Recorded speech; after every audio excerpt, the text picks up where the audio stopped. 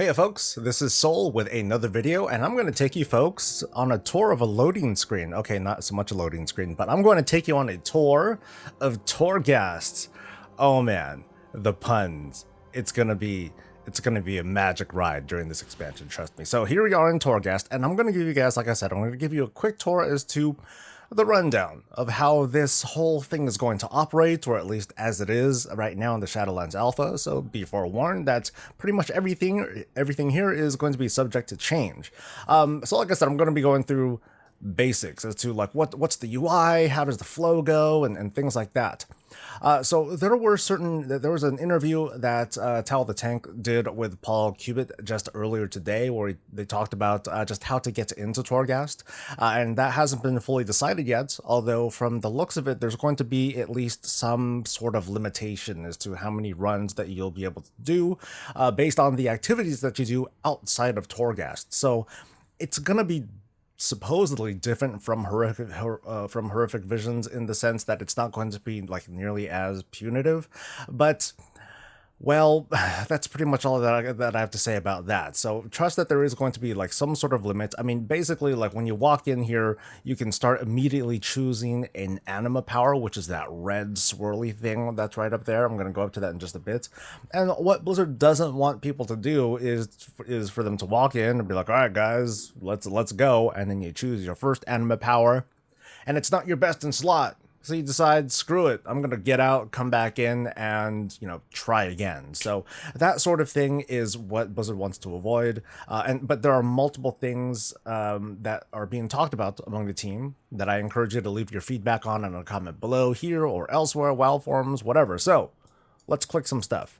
So this right here is a kind of debug setting. Don't trust in this too much. I'm just going to choose the hardest version because I don't intend to get very far in this. I happen to be on a demon hunter, and only a limited number of classes are available for test. Demon hunters, mages, warlocks, and priests are available for that. So this isn't going to be a 3-hour run. This is just more or less just a walkthrough. So let's go ahead and choose our first anima power.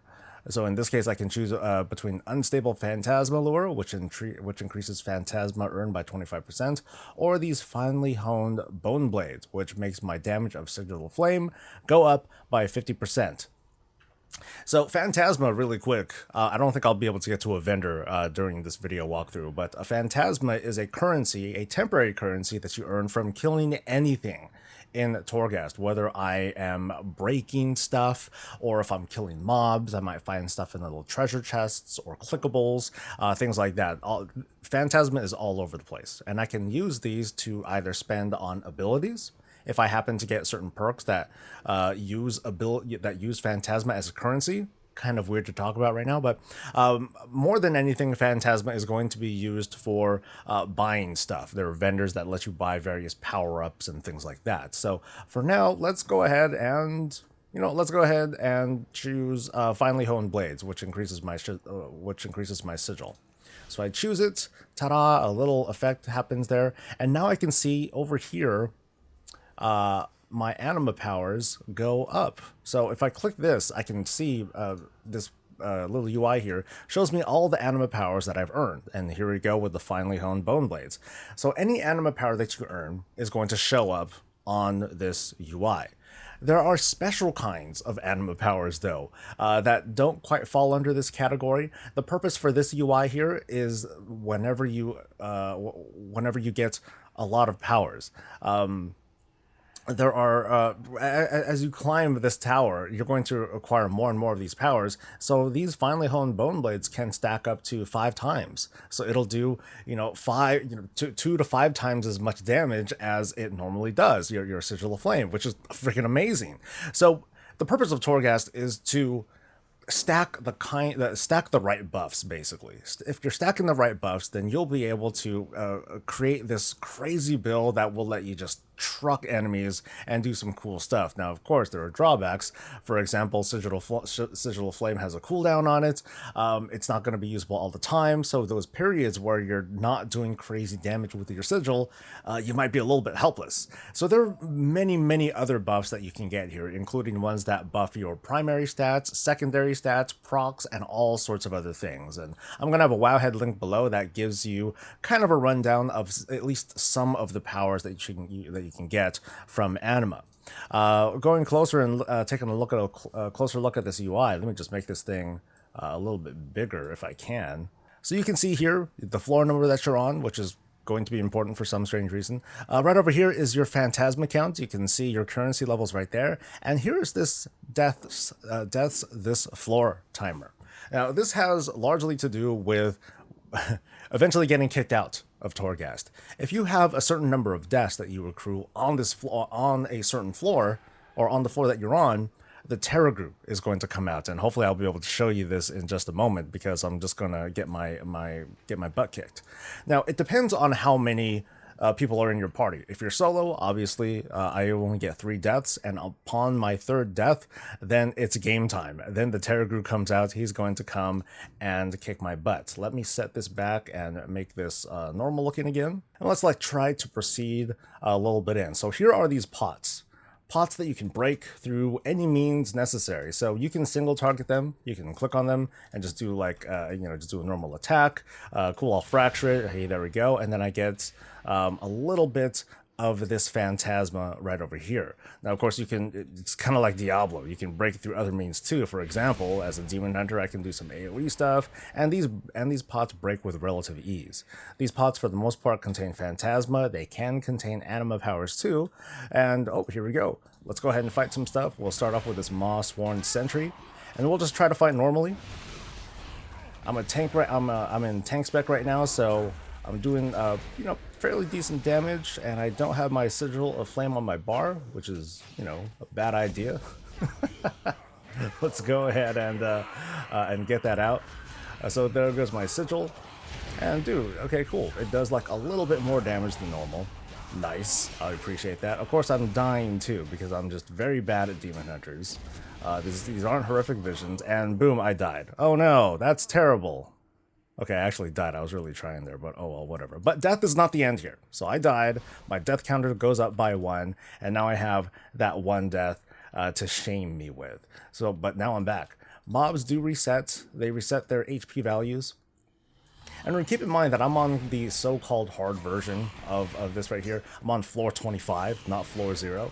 And we're still not entirely sure how this whole flow is going to work, where how are we going to complete harder versions of floors? Are there ways that we're going to can we skip floors? How does that work? What if we want to stop in the middle of a run, and how long do these runs last? Now, according to the interview, these runs could last anywhere up to 6 to 12 floors normally. And then from there, if you want to climb higher and higher and higher for maybe bonus currencies or just prestige or just fun, cool, you can go ahead. Let's take out these rats really quick. These guys aren't that big of a deal, right? And notice that they run away. That's a very important thing to note, that they do run away upon taking a certain amount of damage. They do, of course, run back like normal mobs do eventually. Oh, here they go. Coming back. Thank you. Great. So let's go ahead and let me progress a little bit further if I'm able to. Okay, it looks like I'm not able to because I'm awful, okay? But this gives me a chance to show off what happens when you die too much. Yeah, I clearly didn't get very far here. I'm so sorry, guys. I'm humbling myself here. But this is how it goes in the land of the dead, right? So there goes my 3rd death. Oh no. So let's see what happens now. Let's kind of wait and see if... Oh, there we go. The Terror group arrives in 20 seconds. Hurry. So when the Terror group comes, he just comes and just whoops your butt. But he also has a mission. The Terror group's mission is to get to the end of the floor before you do. And if he does, then it's game over. Your run in Torghast will end. So the idea here is, oh my goodness, I better get out of here, and somehow skip my way through. Oh, so there he is. Oh boy, he's big. He's big and he's dangerous, and like he hits really hard. So, hi Terragru. And there's 2 of them. Great. There's more than one. Even better. They should call him Terragru instead of the Terragru, because there's more than one. So these guys are like unstoppable menaces. You can slow them down. I don't know how, but you can supposedly slow them down by a little bit. For the most part, though, you just can't get in these guys' way. So let's see. Am I able to kind of get behind them, sort of? Yeah, so they're kind of doing their thing. Mobs will ignore them. I still have to deal with that pack over there, which I have... Oh, goodness, he's coming back. Oh, boy. Uh-oh. Oh, no. So, when you die from the Terragru, it's not a big deal. He just keeps doing his thing. He'll reset back to, you know, whatever original position he was at and continue making his way towards the end. And long story short, I'm going to skip this part. You will fail it. And this is what gets you kicked out of Torghast. Alright, so instead, I opted for the easy version. I'm going to start at floor 0 and not floor 20-something or other. So let's see what power I get this time. So now I get Soul Render of Zoval. I generate a lesser soul fragment from a nearby enemy every 5 seconds. Nice. And then I can choose Searing Deathbrand, where Elysian Decree deals 40% more damage. And what does Elysian Decree do? I don't know. I've totally forgotten. So this creates a sigil. This creates another damage sigil that has a 1-minute cooldown. So let me just, put it here for fun. Cool. Yeah, that's a great place to put it, Soul. No problem. So keep in mind, I can also just kind of hold on to these powers. If I happen to walk away, there's this button that appears right here. I'm sure that at some point I can move it with an add-on or whatnot. But let's go ahead and choose. Let's choose Elysian Decree. Sure, because I myself have not seen Elysian Decree at all. So we learned early in BlizzCon that we're going to be going through all these different variations of tower environments, and one of them, thankfully, is outside the tower. So Torghast is big. Very, very big. Like, I'm on a little platform of it. That appears to be the main structure right over there, and I have no hope of seeing the top. I have no idea how big this thing is. It's freaking massive. So they definitely they're definitely selling on the massiveness of this space here. And can I mount up here? I think I can. Yes, I can. Thank goodness. Okay. So since I'm technically outside, oh, there's even stuff below. I don't even know where I'm at here.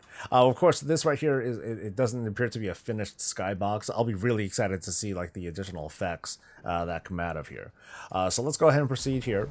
So we have all sorts of different kinds of mobs that come out here. Let me use my Elysian Decree and see what this is all about. Ooh, check that out.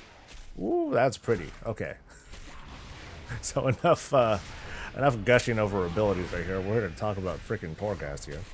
So I'll try to take out this Fog Dweller as long as he's not evade bugging on me. There's some maw rats here too, and other little things that are coming after me. But you know, I'm at the very bottom floor. These aren't meant to be punishing at all.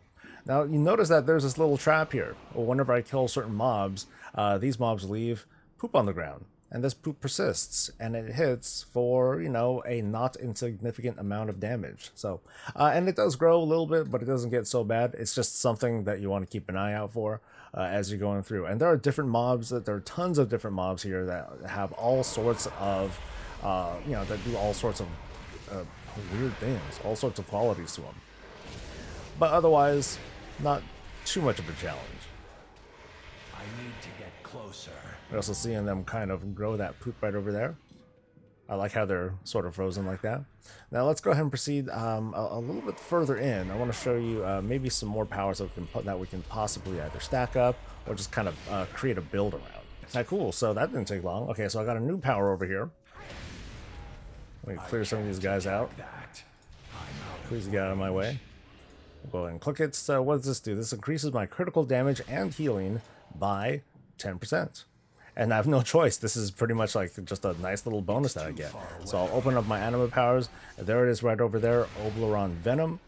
And again, keep in mind that this thing can stack up. So your critical damage and healing can, I've seen it stack up like 5, 6, 7 times. So you can get some really, really crazy results out of here. Right here is an example, again, of pots to destroy.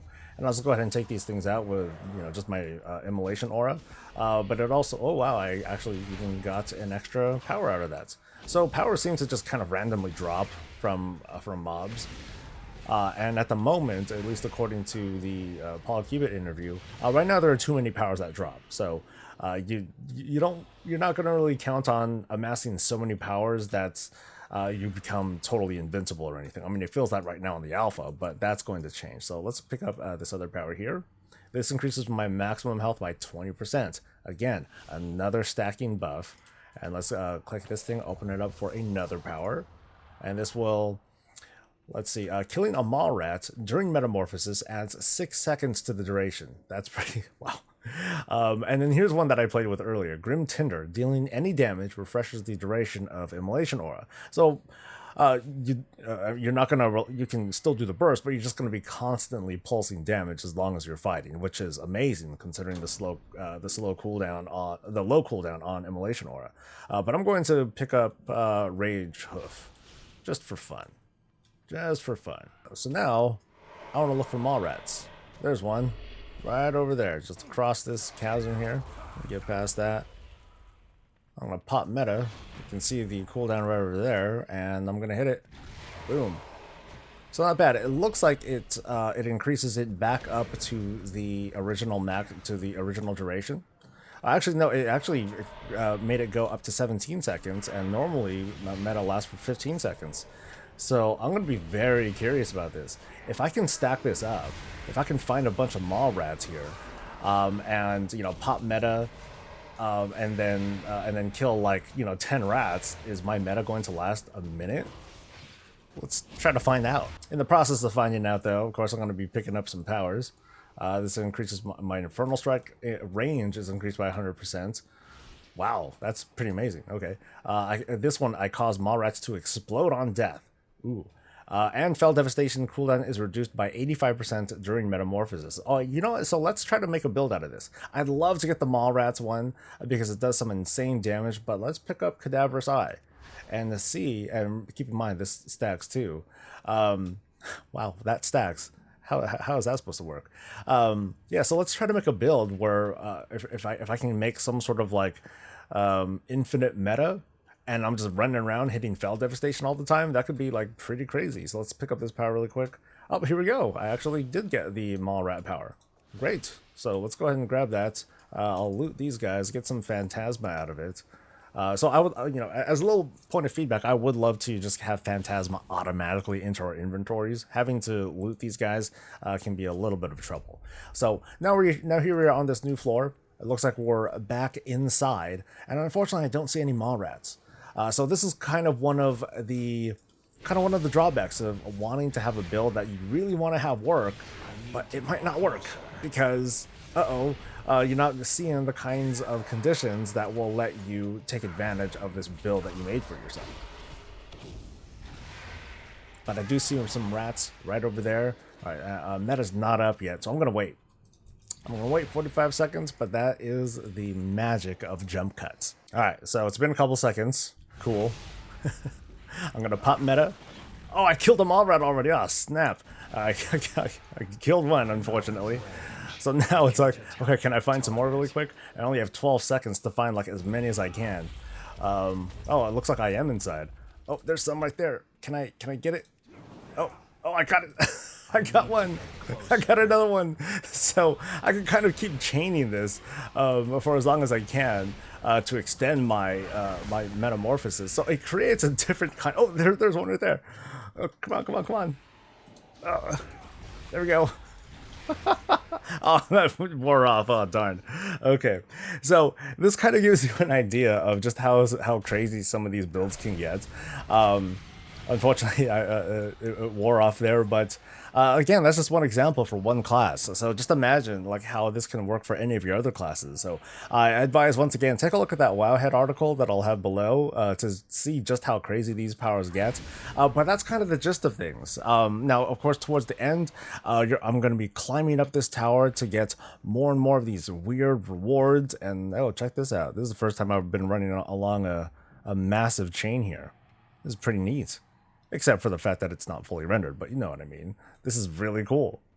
But yeah, this place is a ton of fun so far. It's pretty much like a sandbox of exploration when it comes to creating weird and fantastic builds, ridiculous things that you never thought would be possible outside of outside of a space like this. Because normally it's like, oh man, this is way overpowered. But that's what makes Torghast so great, is that it can get absolutely ridiculous. I think the one sobering thing about Torghast is that when I leave, I'm gonna miss out on all these powers and all the cool things and toys that I was able to play with for the last maybe a half hour to an hour. That seems to be like the length, the maximum length that Blizzard wants Torghast runs to be, unless you want to just keep climbing and climbing and climbing. Then it's just a matter of keep going until you're finally killed or you're kicked out by the Terragru. So I'm kind of skipping towards the end here. I just want to like try to get access to some powers or like see some maw rats or something. Oh no, it's a trap. Great. I'm gonna pop. Let me see if I can. Meta's not up yet, but let me see if I can survive this. So this is Torghast. This is an idea of what to expect from this place. Of course, again, this is the alpha. There's so many things that are bound to change before things go live, before it's over. And of course, Torghast is expected to expand. There's going to be more floors, more crazy stuff, more powers, more monsters, and etc. That we're going to see throughout this Shadowlands expansion. So that is going to wrap things up for me. I just wanted to do a quick intro and kind of introduce you folks at home and elsewhere to what is Torghast, how it works, and what to kind of expect. I'm gonna do more coverage on this though. Maybe I'll do some more practice runs, and show you folks what's going on. I'll definitely get more into legendaries as soon as those things are available for tests, and then we'll all check that stuff together. Ooh, increased mastery by 5. Sure, I'll take it. It's free mastery, right? And what is this guy doing? He's blocking the entrance. He's pelting me with damage. And I'm like getting kind of scared here because now I'm taking more and more damage. This really hurts, and I want to get this power really quick before I stop the recording. But let me look at what's going on first. I'm trying to do an outro, and here I am, busy having fun. The damage of my next Elysian Decree is increased by 10% for every second that I do not cast it while it's on cooldown, up to a maximum of 300% additional damage. So if I just wait a while, it does that much better. Here's some other fun ones. Shifting Signet, it decreases the cooldown of meta by 15%. So again, I can probably build a crazy thing where my meta almost lasts forever. So that's really cool. And then here's Edge Lurker, which I'll choose. Your movement speed is increased by 60% when close to a wall or the edge of a hallway. So I'm not right now, but let's hug the side here and check it out. Ooh, I'm zipping by, kind of. I just got to be really close to the edge of a wall or a hallway, like it said. So it's a pretty fun way to zip around. Okay, that's gonna be it. I gotta stop. Hands off. You guys have a good one. I will see you for the next bit of Torghast coverage. Unless I keep playing it and then forget recording, but oh well. But yeah, I'll see you guys for the next video. Please don't forget to like this video if this was helpful, and to subscribe for more of this, I was going to say Torghast coverage, Shadowlands coverage, and all things Warcraft. I'll see you. Until then, though, stay safe, stay healthy, and stay breezy.